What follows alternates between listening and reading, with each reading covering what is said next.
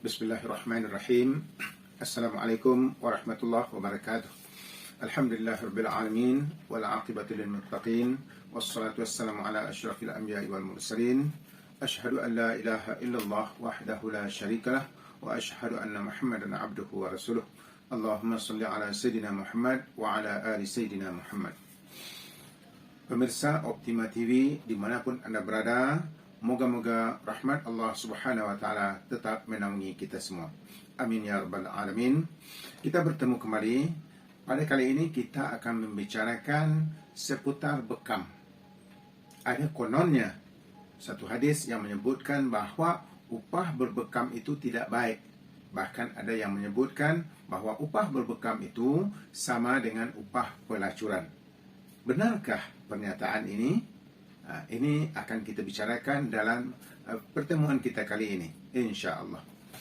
Pertama kali kita lihat dulu apa perbedaan antara keduanya, yaitu bekam apa dan pelacuran itu apa.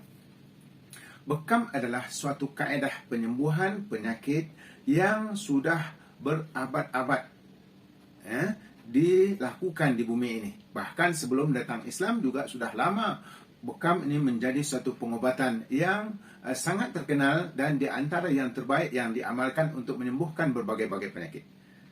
Lalu datang Islam, Rasulullah SAW menerima perintah berbekam ini di langit, bukan di bumi. Disejajarkan dengan penerimaan perintah untuk solat.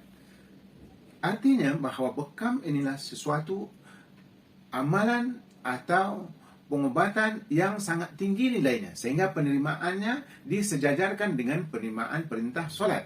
Jadi Islam mengangkat bekam ini ke tahap yang lebih tinggi. Kemudian bahkan Nabi menyebutkan dalam hadis beliau yang sahih bahawa bekam ini adalah pengobatan yang terbaik untuk kebanyakan penyakit. Inna khaira ma tadawaitum bihi al-hijamah. Sesungguhnya kata Nabi, bekam itu adalah pengobatan yang terbaik untuk menyembuhkan berbagai-bagai penyakit yang ada.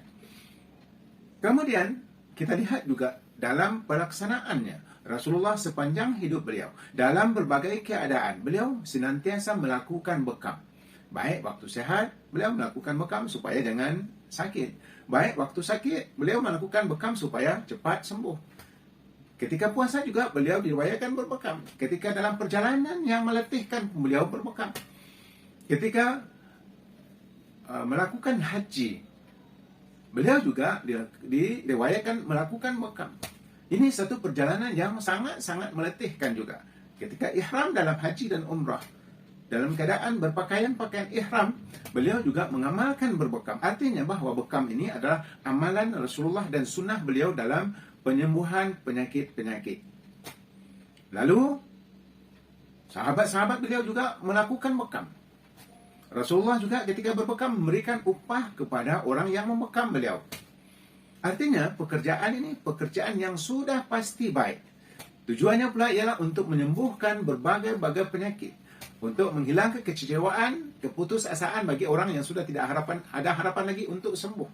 Nah, ini bekam diamalkan oleh Nabi kita sendiri, Rasulullah SAW. Beliau mengamalkan bekam ini dalam berbagai keadaan. Artinya bahawa bekam ini sudah pasti baik. Dan kemudian juga orang-orang yang mengamalkan bekam itu banyak cerita-cerita positif yang baik, yang sembuh dari penyakit-penyakit mereka. Dan juga kajian-kajian yang dilakukan terhadap bekam semuanya mengiyakan hadis Rasulullah SAW, menyebutkan bahawa betul bekam ini adalah pengobatan yang menyembuhkan.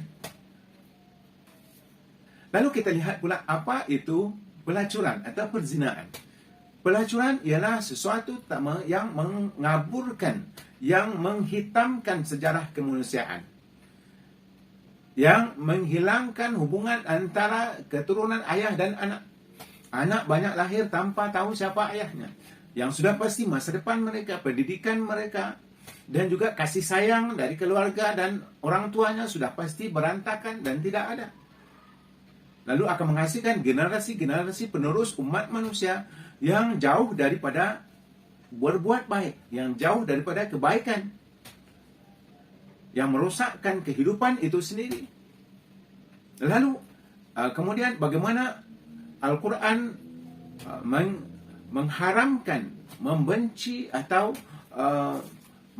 melakukan larangan-larangan terhadap orang yang melakukan perzinaan atau pelacuran. Bahkan mendekati zina sendiri pun, mendekati saja tidak boleh, apalagi melakukan perzinaan atau pelacuran itu. Dan menghasilkan kehidupan yang sama sekali kelam kabut ke depannya. Lalu bagaimana hadis-hadis Rasulullah juga menyebutkan bahawa pelacuran ini, perzinaan ini sesuatu yang sangat dikutuk. Dikutuk dalam agama dan dikutuk dalam peradaban, dalam kemanusiaan. Lalu kita lihat juga bagaimana orang-orang yang terlibat dengan pelacuran dan perzinaan ini, mereka hina, terlalu hina.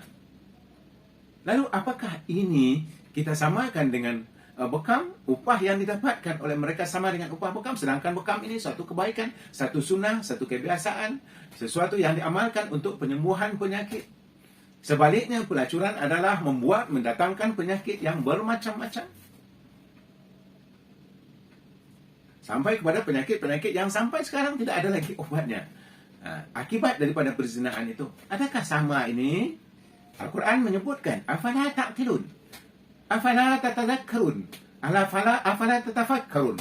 Apakah kamu tidak berfikir? Atau apakah kamu tidak menggunakan otak kamu, kata Allah. Jadi sama sekali tidak sama, ya.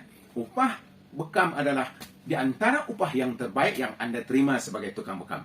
Kenapa? Karena pekerjaan Anda sangat baik dan sangat mulia. Sementara sebaliknya, upah pelacuran adalah antara upah yang paling kotor, yang paling hina, yang paling haram, yang paling merosakkan pekerjaan itu sendiri. Jadi tidak sama.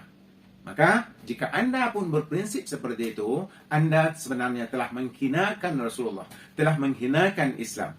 Yang mana Rasul SAW mengatakan bekam adalah sebagai pengobatan yang terbaik yang seharusnya Anda puja, Anda lakukan, Anda ikuti dengan sebaik-baiknya, Anda pelajari dengan sebaik-baiknya.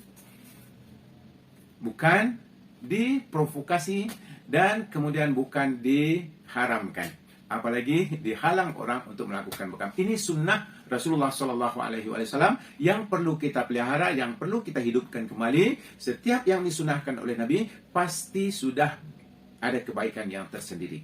Saya berani mengatakan bahawa sekarang kita susah sembuh daripada penyakit karena kita lari dari sunnah Nabi dalam obat. Jadi sama sekali tidak sama, ya, bahawa bekam adalah di antara yang terbaik, sementara upah dari perzinaan adalah di antara yang terkutuk, yang terhina, yang haram, yang keharamannya itu sangat tinggi. Jadi mudah-mudahan Anda kembali kepada sunnah Nabi dalam berobat. Allah Subhanahu wa taala menyebutkan, ya ayyuhalladzina amanu udkhulu fis silmi kaffah. Wahai orang-orang yang beriman, masuklah kamu ke dalam Islam itu secara keseluruhannya, termasuk berobatlah dengan cara yang disunahkan oleh Nabi. Semoga Anda sehat dan diberikan ganjaran oleh Allah Subhanahu wa taala yang berlipat ganda. Mudah-mudahan bermanfaat. Assalamualaikum warahmatullahi wabarakatuh.